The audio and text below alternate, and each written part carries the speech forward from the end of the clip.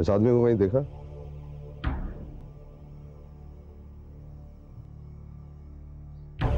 साहब, यहाँ आता कभी कभी फोन करने के लिए। कहाँ रहता है ये? इतना तो मालूम नहीं साहब अपन को, लेकिन एक दो बार सितारा होटल में देखा है। सितारा होटल? ये किस तरफ है? यही पास में ही है सर। चलो।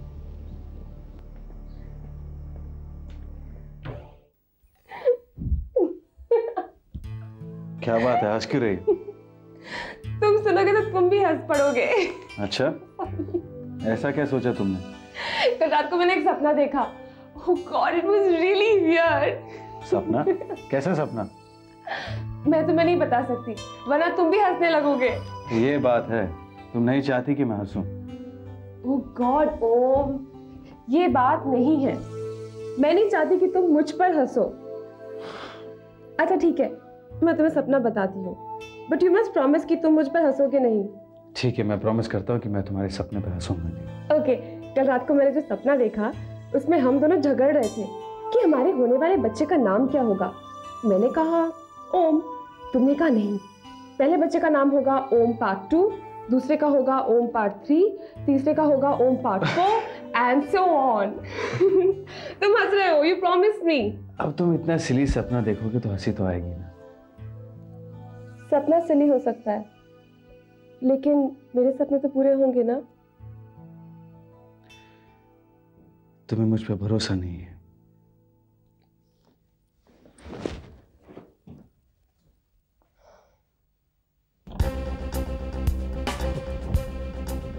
सुनिए, इस आदमी को आप पहचानते हैं? आपके होटल में ठहरा हुआ? जी सर। कौन से कमरे पे? 13 नंबर पे। ऊपर? जी।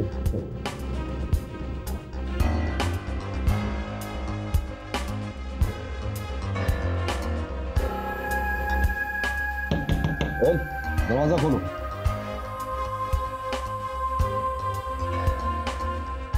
दरवाजा खोलो ओम।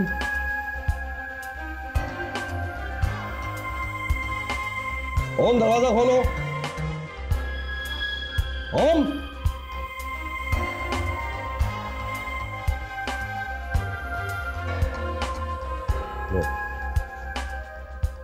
वो तो खिड़की से निकल के भाग गया।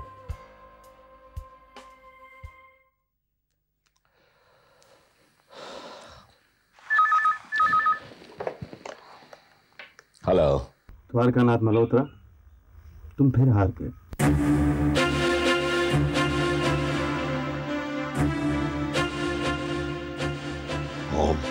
जब बुरा वक्त आता है ना, तब किस्मत भी साथ नहीं देती। पुलिस आई थी, लेकिन मुझे पकड़ नहीं पाई। मैंने सोचा ये इतनी अच्छी खबर मैं तुम्हें खुद सुनूं।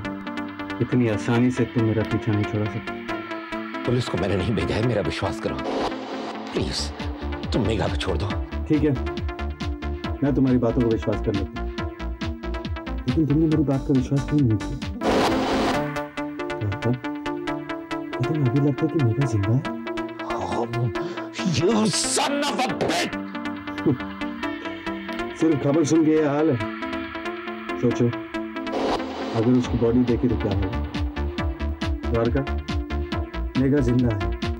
पुलिस के आने से चलो ये तो फायदा होगा, लेकिन सिर्फ चंद घंटों के लिए। ओम, ओम देखो, तुम ऐसा नहीं कर सकते, मेरी बात सुनो। हेलो, ओम।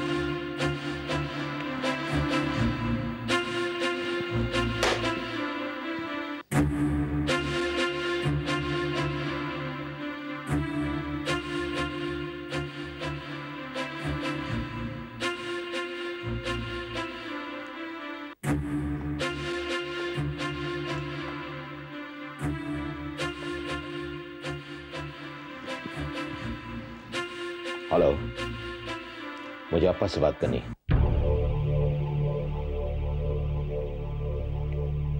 हाँ अपा, मैं द्वारकानाथ बोल रहा हूं। मैं तुमसे मिलना चाहता हूं।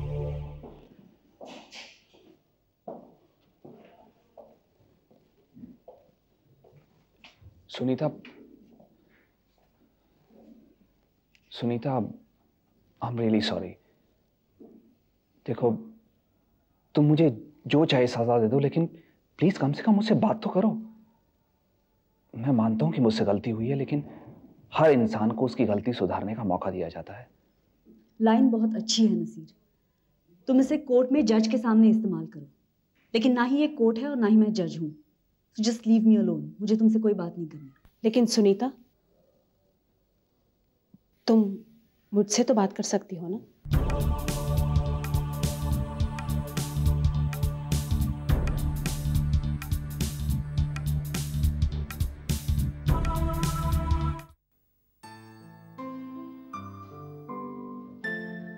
सुनीता,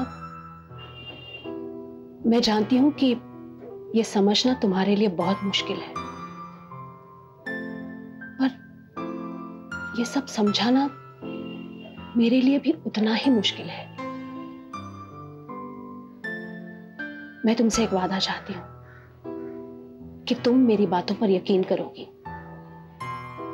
एक दोस्त की तरह। मैं वादा नहीं करूंगी, लेकिन कोशिश जरूर करूंगी। Thank you very much.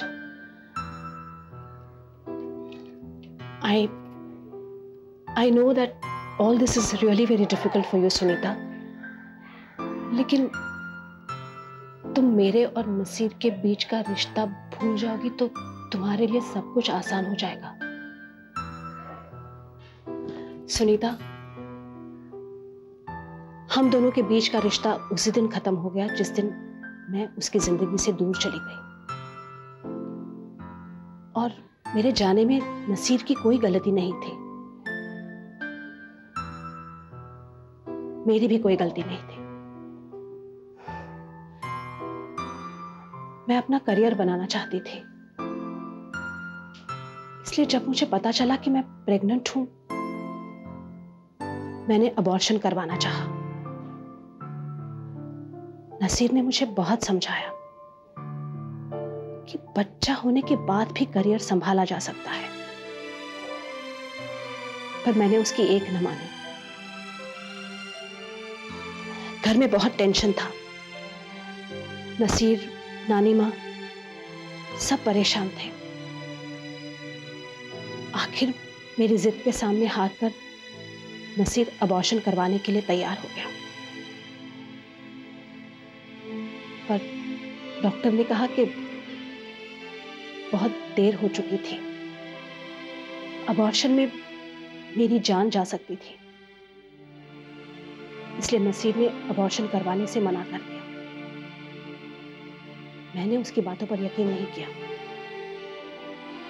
मैं उसे समझ नहीं पाई और यही मेरी गलती थी। इसीलिए बिना किसी को कुछ भी बताए मैं नसीर को छोड़कर चली गई।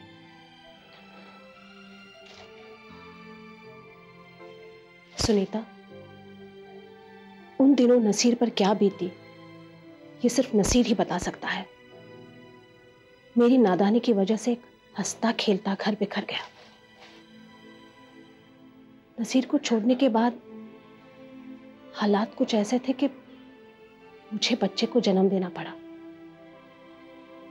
और नूर पैदा हुई।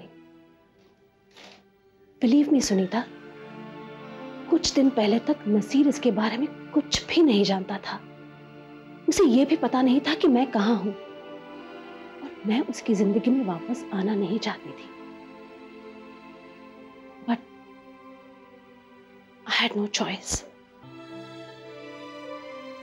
मैं मजबूर थी।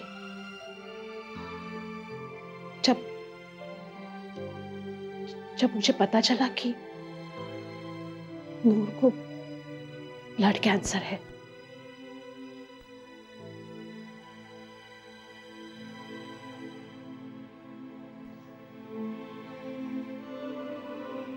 डॉक्टर ने कहा कि ये नूर के आखिरी दिन है और इन आखिरी दिनों में नूर को खुश रखना बहुत जरूरी है। नूर बार बार अपने पिता के बारे में पूछती रहती थी। ऐसे हालात में भी अगर मैं नूर की मुलाकात नसीर से नहीं करवाती तो अल्लाह मुझे कभी माफ नहीं करता। मेरा अकेले लौट आना नसीर की जिंदगी में तूफान से कम नहीं था। नसीर को एक नहीं 2 तूफानों का सामना करना पड़ा। जब उसे नूर के बारे में पता चला, क्योंकि वो जानता ही नहीं था कि उसकी कोई बेटी है, और ऊपर से नूर की बीमारी की खबर। और कोई होता तो तबाह हो जाता, क्योंकि उसी वक्त नसीर की जिंदगी में तुम आई थी, और इस तीसरे तूफान से मैं बेखबर थी। सुनीता, उन दिनों नसीर पर क्या बीती मैं बयान नहीं कर सकती। फिर भी उसने अपनी जिम्मेदारी से मुंह नहीं फेरा। शायद ये उसकी जिम्मेदारी थी भी नहीं, पर नसीर ने नूर के लिए वो सब कुछ किया जो एक पिता अपनी बेटी के लिए कर सकता है।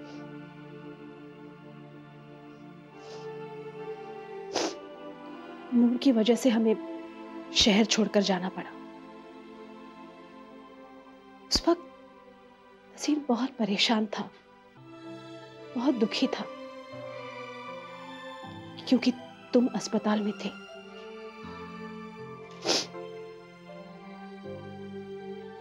सुनीता, मैंने नसीर को बहुत करीब से देखा है इन दिनों। उसके हर एहसास में, हर बात में, हर सोच में तुम्हारा ख्याल है, सिर्फ तुम्हारा।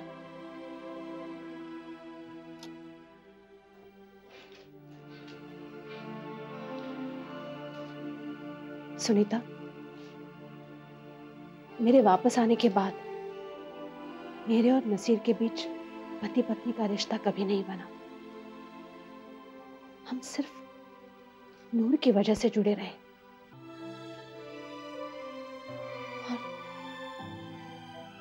और अब तो हमारे बीच कोई रिश्ता नहीं रहा, क्योंकि हमें जोड़े रखने वाली वो वजह इस दुनिया में नहीं रही।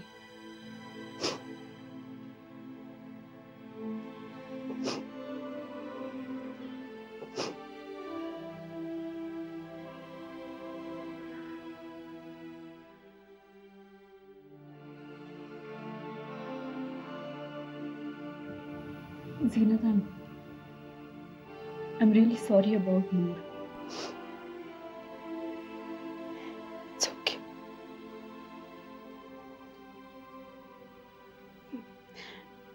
नूर की यादों के साथ मैं अपनी बाकी जिंदगी गुजारूंगी। सुनीता, मैं ये शहर छोड़कर जा रही हूँ, मगर जाने से पहले तुम्हें बताना चाहती थी कि नसीर एक बहुत अच्छा इंसान है। वो तुमसे बेहद प्यार करता है। He loves you a lot.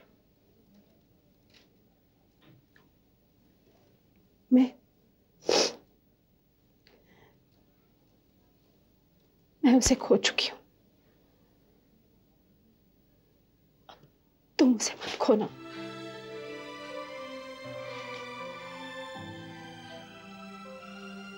उसे तुम्हारी जरूरत है।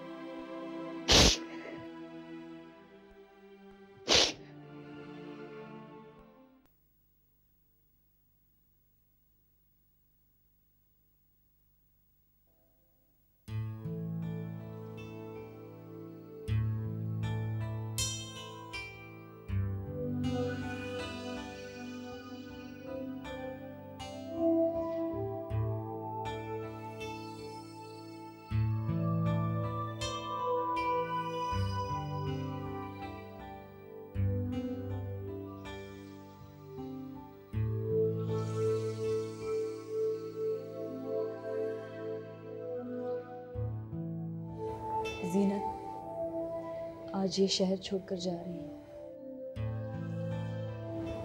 सुनीता, नसीर, कुछ कहने की जरूरत नहीं है। जाने से पहले उसने मुझे सब कुछ बता दिया है। आई एम रियली सॉरी, मैं तुम्हें समझ नहीं पाई। सुनीता प्लीज, ये कहकर तुम मुझे शर्मिंदा मत करो। माफी तो मुझे तुमसे मांगनी है। मैं तुम्हें हमेशा ही अपनी पिछली जिंदगी के बारे में बताना चाहता था, लेकिन बात जबान पर आकर रुक जाती थी। सुनीता, मैं तुम्हें खोना नहीं चाहता था। मैं चाहता था जो बीत चुका उसके बारे में मैं बात नहीं करना चाहता।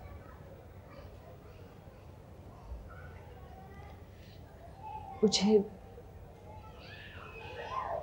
नूर के बारे में जानकर बहुत दुख हुआ।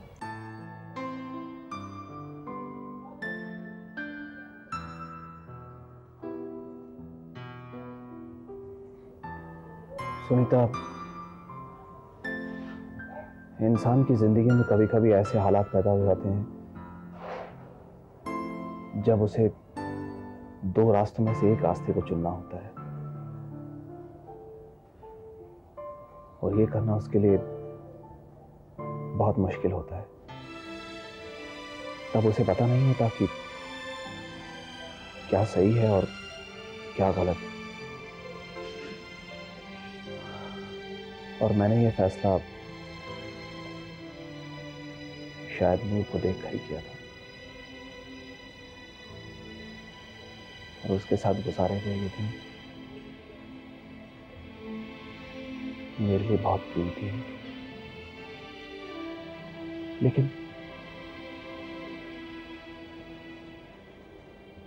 लेकिन मेरे लिए तुम्हें छोड़कर जाना बहुत मुश्किल था। सुनीता, मेरी पिछली जिंदगी सिर्फ एक याद है, लेकिन मुझे तुम्हारी जरूरत है। मुझे भी तुम्हारी उतनी ही जरूरत है जितनी पहले थी Naseer. Thank you Sunita, thank you so much.